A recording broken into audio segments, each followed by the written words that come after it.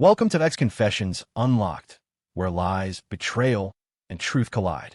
Kindly subscribe so you don't miss any of this. We share new stories daily. Stick around and unlock the drama. Now, let's get into today's story. I was in the middle of frying eggs when my phone buzzed with a message that would change everything. Not that I knew it at the time. I figured it was a reminder or one of those spam texts about refinancing loans I never applied for. But no, it was from my wife. I found someone else. Just that. 6 words. No punctuation. Like it was some casual update. Like she was telling me she'd picked up oat milk from the store instead of regular. I just stared at it for a few seconds, blinking.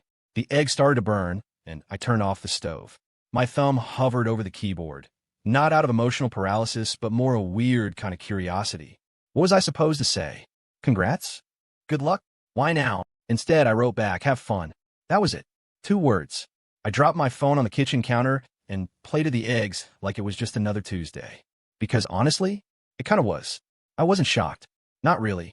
The signs have been crawling all over our lives for months, maybe years, and I just gotten really good at pretending I didn't notice. I'm David, 34. My now ex-wife is Jenna, 32. We met in college. She was the bright, ambitious PR major who could walk into a room and own it. I was the quieter business student, the guy with spreadsheets and long-term plans. Opposites attract, I guess. And for a while it worked. We balanced each other. I grounded her. She lit me up. We dated for 4 years, married for 7. We also co-founded a digital marketing firm together 5 years ago. She brought in the clients. I kept the finances airtight. It was actually a good business model until the personal mess leaked into it. Jenna had been distant lately. I don't mean she works too much distant. I mean the kind where you feel like you're living with a well-dressed stranger who only speaks in calendar invites and passive-aggressive texts. We used to laugh at the same dumb jokes. She used to text me mid-meeting with memes. That stopped a long time ago. Instead, it was short replies, constant phone tilting away from my line of sight, and a weird obsession with networking dinners that I wasn't invited to. And now here it was. A full declaration. She found someone else. I finished my eggs in silence, thinking, not crying. Not angry, just calculating. Because here's the thing. I don't believe in torching the house down when someone stabs you in the back. I believe in quietly changing the locks and freezing the accounts. Literally, I went into our shared business dashboard and took stock. We had 4 active accounts tied to the company: payroll, operations, marketing, and client escrow. Jenna had equal access, of course. I set them all to admin lock until further notice. Not permanently, just a little pause. Enough to keep things tidy, clean, professional. This wasn't revenge. It was containment. By 4 p.m., I got the first email from her. Hey, I can't access the operations account. Can you check? I didn't reply. At 5:30, another. Dave? What's going on? We have a client invoice due today. Still didn't reply. By 7:45, I got a text. Not a message. A text, capital letters and all. What did you do? I need access. This isn't funny. I didn't answer that either. I wasn't trying to be petty. I was just letting the reality settle in. Actions have consequences. You don't get to nuke your marriage at lunch and expect business as usual by dinner. Around 9 p.m., she called. I didn't pick up. She left a voicemail. Her tone had shifted. Hey, okay, I know we need to talk. I wasn't trying to hurt you. Can we please just sit down? You're still the only one who understands how this all works. There it was. The pivot. From, I found someone else, to you're still the only one. Fascinating how fast the narrative can flip when money's involved. But I wasn't ready to respond. Not yet. Instead, I spent the rest of the night backing up files, checking contracts, and documenting everything. Paper trail first, emotions later. It's amazing how clear-headed you can be when someone tries to detonate your life via text message. The next morning, I called my lawyer. Her name's Teresa. She's like a human ice bath, brutal, clear, and very good at snapping you out of shock. I told her what happened. She asked if Jenna had filed for separation or divorce. I said no, not yet. She said, don't say a word to her until we draft an interim business agreement. You built this company, you don't let her bleed it dry on the way out. I agreed. Jenna texted again that afternoon. This time it was polite. Can we please meet? Just to talk. I didn't mean for it to go like that. I didn't answer. She tried the business angle next. Clients are getting nervous. If we don't process the July invoices this week, we could lose the whole Chicago contract. That one almost got me. Almost. Because that contract had taken me 8 months to land. But I reminded myself, She didn't blink before trying to torch this. Why should I blink now? It wasn't until Friday, 3 days after the infamous text, that she showed up at the office. I was there, of course, sitting at my desk, double-checking vendor balances. She walked in like nothing had happened. Hair done, makeup flawless, phone in hand. Classic Jenna. Except her eyes looked tired in that way only a crashing high can bring. David, she said, putting her bag down. Can we talk? I leaned back in my chair. Sure. Talk. She sat across from me like this was a performance review. I think I was confused. I said something stupid, and I hurt you. That wasn't fair. I shouldn't have sent that text. I raised an eyebrow. Which part are you taking back? The I found someone else, or the complete lack of follow-up? She flinched. I didn't mean it to come out that way. Things have been hard. Between us. For a while. I nodded slowly. Sure. So you decided to blow it up instead of actually having a conversation. Got it. Her voice dropped. Look, I messed up. I don't want to lose everything over one moment of stupidity. Can we just reset? I miss you. I miss this. I stared at her for a beat, then asked, Are you still seeing him? She hesitated. Blinked. No. I smiled. You hesitated. I said no. She repeated, a little sharper this time. All right, I said, standing up. Then here's how we'll play it. You get your own legal counsel. We draft a separation agreement that includes clear boundaries on business involvement. You don't get to access funds, move accounts, or sign anything without dual approval. We'll keep operations running clean until one of us buys the other out. She looked like she wanted to protest, but didn't. Maybe because she knew she didn't have a leg to stand on. Maybe because she thought I was bluffing. I wasn't. The next few days were awkward, tense, and quiet. Jenna didn't deny anything further, but she also didn't try to explain. Not really. I think in her mind, saying I was confused covered it. It didn't. But I didn't need closure anymore. I needed stability and control. By the following week, her lawyer contacted mine. We started drafting terms. She was more cooperative than I expected, probably because the silence was scarier than yelling. I think she thought I'd beg or explode or cry. I didn't. I just carried on, showed up, did the work, made the calls. That's the thing people like her never really get. Some of us know how to keep the ship afloat while it's burning. And I wasn't going down with it. I wish I could say that after Jenna's little office performance and our calm, business-like chat, things settled into some kind of manageable routine.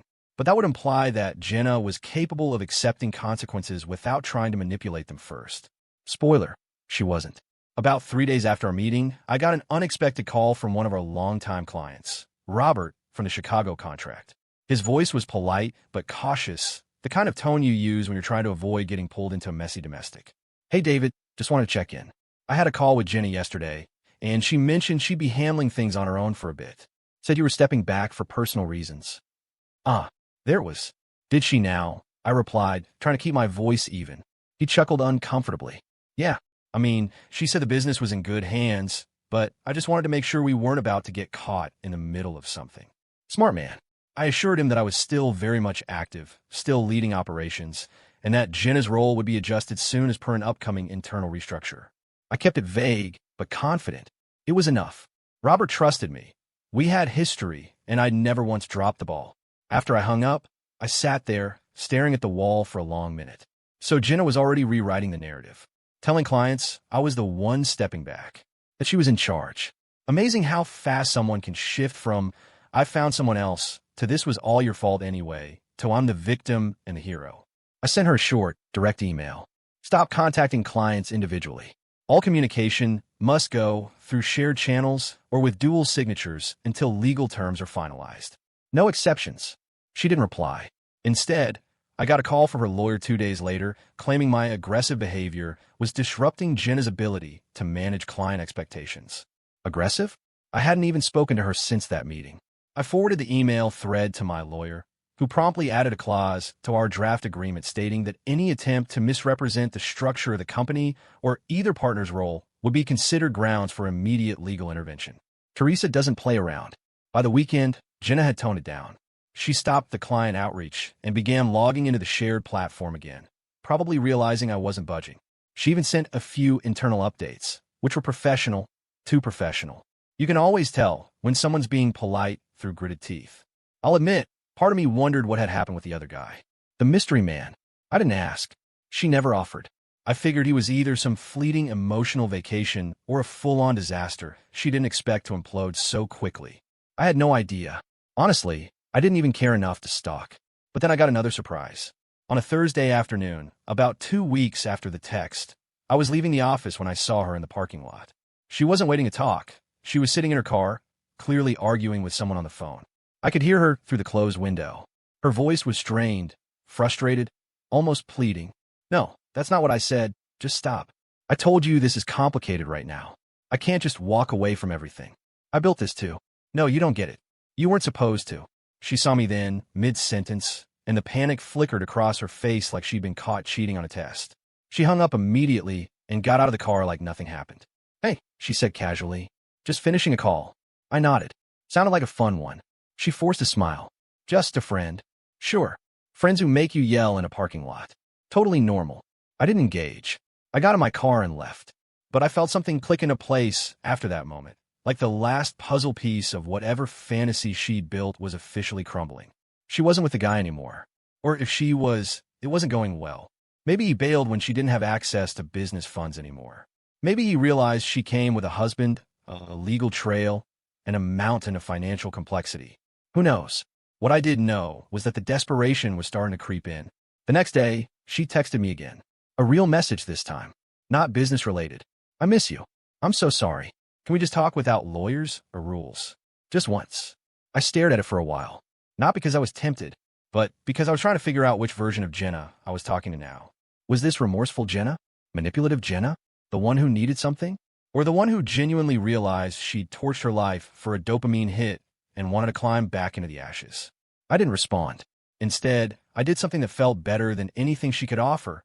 I took a weekend off. No work, no calls, no stress. I booked a cabin 2 hours out of town, left my phone in the kitchen drawer, and spent 48 hours doing absolutely nothing. It was beautiful, peaceful, silent in the way life used to be before you share it with someone who makes every day feel like a battlefield wrapped in a honeymoon brochure. When I got back, there were 7 missed calls. 4 from Jenna, 3 from her lawyer. I let my lawyer handle it. The revised separation agreement went out Monday morning. It was fair, clean, and efficient. She would step back from all client-facing responsibilities. I would retain decision-making control. Profits would be split until the buyout was complete. She could walk away with a comfortable sum and a clean break, or drag this into court and lose a lot more. By Thursday, she signed it. I expected that to be the end of it. But of course, there's always one more twist. She emailed me late that night. No subject line, just a short message. "You really meant it. You're not coming back." No greeting, no goodbye. I didn't reply. Because no, I wasn't coming back. This wasn't some elaborate test of loyalty or a dramatic episode in a soap opera where we find our way back to each other after one of us sleeps with a barista and cries into a bottle of Pinot Noir. This was real life, and real life has consequences. She thought I'd be the guy who waited, who begged, who yelled and demanded and still, somehow, gave her the space to figure herself out. Instead, I became the guy who kept calm, cut the rope, and built a better ship. I was never perfect. God knows I'm not pretending I was some flawless husband. I probably got too focused on the business. Probably missed a few signals that things were rotting beneath the surface. But I never lied, never cheated, never decided my boredom was someone else's fault and used it as an excuse to nuke a partnership we both worked hard to build. That's on her. She chose chaos. I chose order, and now I was finally living in it. The funny thing about betrayal is that it doesn't just end when the papers are signed or the bank accounts get locked. People talk about heartbreak like it's one giant moment. A scream, a slam of the door, the last suitcase in the hallway. But the real ache is quieter than that. It's in the tiny fractures that follow, the slow unraveling of shared routines and muscle memory. Like the first time I got home and didn't have to check if her car was in the driveway. Or the way I started sleeping diagonally across the bed without realizing it. I thought I'd feel free. I expected to feel empowered. And some days I did. But there were other days too. Days when I felt like I was living inside the quiet shell of a life that used to be louder. The business kept me busy, thankfully. With Jenna out of the picture, I was finally making changes we'd argued about for years. Things like updating our branding, firing one particularly smug vendor she always insisted on keeping because of loyalty, and even hiring an operations manager, a brilliant woman named Tara who ran our onboarding smoother in 3 weeks than Jenna had in 3 years. Clients noticed the difference. Emails were more efficient. Reports came in cleaner. My stress levels dropped to something resembling human. Still, Jenna didn't entirely disappear. She'd message occasionally. Not often, and not always to provoke. Sometimes she just sent updates about old mutual friends, like I still needed her to filter the world for me. Saw Lisa from the old marketing team at Whole Foods. She's pregnant now. Wild, right? I never replied. Not out of bitterness, but because we were done. And I wasn't going to keep dragging the ghost of our marriage around just because she didn't know how to set it down. About 3 months after she signed the agreement, she asked to meet in person. I just want to talk, she said in her email. Not about business. About us.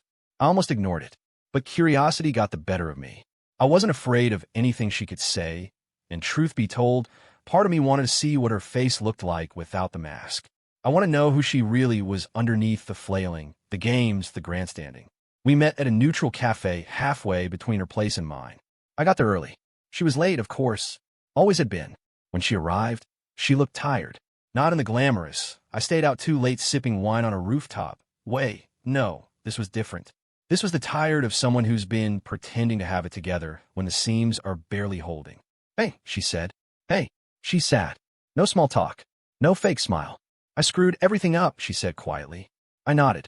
Yeah, you did. She blinked. I think she expected me to say something gentler. But I wasn't going to soften the truth just because she'd finally found some honesty. She went on. I thought I was missing something. With us. Like there had to be more, you know? That maybe I just needed someone new to see me differently, to make me feel alive again. I let her talk. And it wasn't even about the guy, she added quickly. I mean, yeah, it started like that, but he bailed the second things got complicated. You were right. He didn't want the baggage. He wanted the fantasy version of me. There it was. And now, she said, her voice cracking just slightly, I don't even know what I was chasing. Because none of it feels worth it now. I took a sip of my coffee. Let the silence stretch a bit.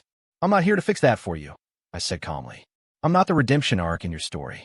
She looked at me then, really looked, like she was seeing me for the first time as a whole person and not just an extension of her emotional needs. I know, she said. I guess I hoped maybe there was a part of you that still missed me. I thought about that for a second. Then I said the most honest thing I could. I don't miss you. I miss who I thought you were. But that person doesn't exist. She didn't cry. She didn't get angry. She just nodded. Maybe for the first time, she truly got it. We ended the conversation shortly after. No dramatic goodbyes, no lingering tension. Just two people sitting across from each other, quietly acknowledging that the chapter was closed, and we were the ones who'd written the ending, messy, complicated, but final. That night, I slept like a rock. By month 4, things began to feel normal again. Not back to the way things were normal, but something new, lighter, more stable. I started seeing someone, a friend of a friend I met at a work event. Her name's Elise. She doesn't work in our industry, doesn't know Jenna, and never once made me feel like I had to perform to be understood. It's still early days, but it's real, and calm, and very, very welcome. One day, while Elise and I were walking through the park, I got a message from a number I didn't recognize. Just saw your new logo redesign. It looks great. Really clean. Congrats. No name, but I knew who it was. I didn't reply. Not because I was angry, but because I didn't need to anymore. I'd spent the last several months unlearning every instinct that told me I had to manage her emotions, rescue her from herself, or be her emotional lighthouse. I wasn't that person anymore.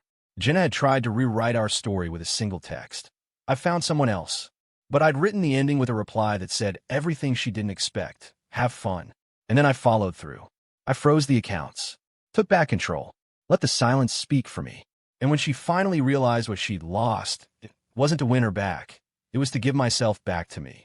It's wild how fast a life can split in two. But it's even wilder how strong you feel when you stop begging people to stay and start thanking them for leaving. The business is thriving. I sleep better. My inbox no longer includes emotionally vague texts from an ex who wanted to explore and keep her safety net. And I've learned something that took me 34 years to fully understand. When someone shows you they're willing to gamble your loyalty for a thrill, let them. Just make sure they lose everything when they fold. I did, and I've never felt more free. There's this phrase people love to throw around. Everything happens for a reason. It used to annoy me. Still does, honestly. Like, no, Brenda, maybe your fiancé didn't leave you for your best friend for a reason. Maybe he was just a spineless moron, and that's it. But after the dust settled and the silence in my life stopped feeling like a vacuum and started feeling like peace, I started to understand what people think they mean when they say that. Jenna texting me that day, telling me she'd found someone else, wasn't destiny pushing me toward a better path. It wasn't the universe looking out for me. It was just someone making a selfish, short-sighted decision because she wanted to feel wanted by someone new. That's it. But my decision to respond with silence, with action instead of emotion, that was the part that changed everything. Because it turned out my life wasn't falling apart. It was just finally shedding all the dead weight I'd been dragging around for years. Let me rewind a little, though. After that awkward cafe meetup where she admitted the new guy ghosted her faster than an Uber ride during surge pricing, she mostly kept her distance. I think she understood that my patience was all used up. You don't get to blow up a life and then expect applause for sweeping up some of the ash. Still, she found little ways to pop back in. Like the time she accidentally sent a message meant for someone else. Something vague about picking up wine for tonight. No follow-up. No context. Just bait. I didn't respond. I was done playing games with someone who only reached for me when everything else around her collapsed. Or when she emailed my assistant directly to ask if she could get a copy of some of the old design templates she worked on. Cute. She was listed as creative director on our old website, but I was the one who actually made the assets. My assistant politely told her we couldn't share internal materials with non-staff. Jenna didn't reply. Meanwhile, Elise and I were doing better than I expected for something so new. She wasn't trying to fix me or tiptoe around my past. She just showed up fully as herself and let me do the same. I told her everything, by the way. About Jenna, about the business, about the petty text and the bank account freeze. Elise just smirked and said, "Honestly, that's kind of hot." We laughed. But also it kind of was. Not the revenge part, not the drama, but the way I stood up for myself without screaming. That's what made me proud. I didn't win by tearing Jenna down. I won by walking away and letting her dig her own hole. About a month after that, I got a message from Jenna's mom. We'd always had a civil, almost friendly relationship, though a bit strained. She was one of those women who tried to keep everything classy on the surface while pretending her daughter wasn't a walking red flag in heels.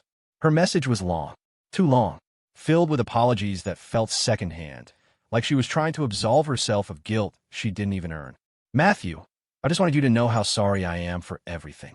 I didn't raise her to treat people like that. I always respected you so much." It went on. She wanted me to know Jenna was struggling, that she'd been trying to rebuild herself, that she talked about me more than I'd expect. But the part that stuck out, really stuck, was this. She said you're the only one who ever made her feel safe, like she could be her worst self and still be loved.